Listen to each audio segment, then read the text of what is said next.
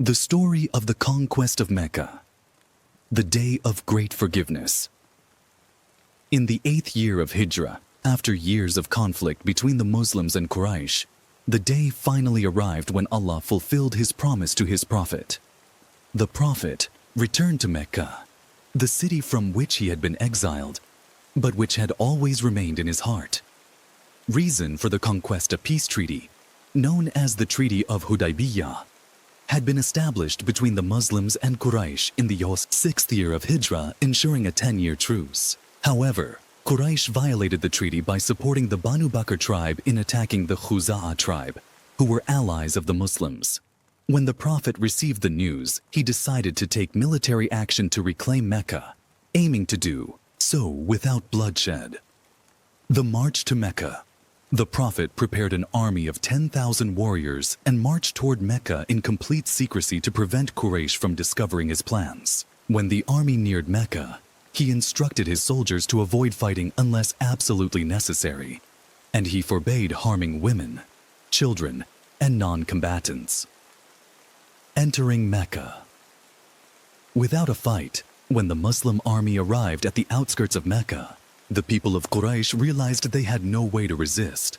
Abu Sufyan ibn Harb, the leader of Quraysh, came to the Prophet seeking safety. The Prophet granted him amnesty and announced, "Whoever enters the house of Abu Sufyan is safe. Whoever stays in their own house is safe. Whoever enters the mosque is safe." The Prophet then entered Mecca humbly, thanking Allah. He did not enter with arrogance or pride, but bowed in humility before Allah, forgiving the people of Mecca, despite the fact that the people of Mecca had persecuted the Muslims, tortured them, and forced them into exile.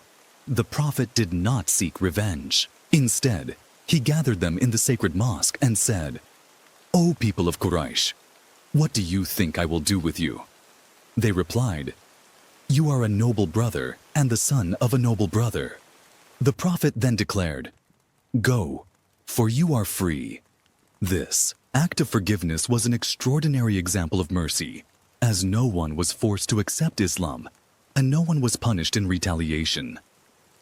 Purifying the Kaaba from idols. The Prophet entered the sacred mosque and found the Kaaba surrounded by 360 idols. He began to destroy them while reciting, "And say, truth has come, and falsehood has vanished. Surely falsehood is ever bound to vanish." Al-Isra 81.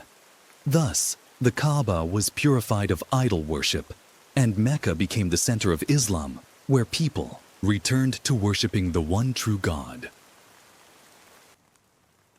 Results of the conquest of Mecca. Allah's promise was fulfilled. As Mecca was conquered peacefully, Mecca became a stronghold of Islam after the Kaaba was cleansed of idols. Islam spread rapidly across the Arabian Peninsula as people witnessed the Prophet's mercy. Quraysh's power over Islam ended, and many of its leaders embraced Islam. The conquest of Mecca was a turning point in Islamic history, transforming the city into a center of faith, justice, and peace.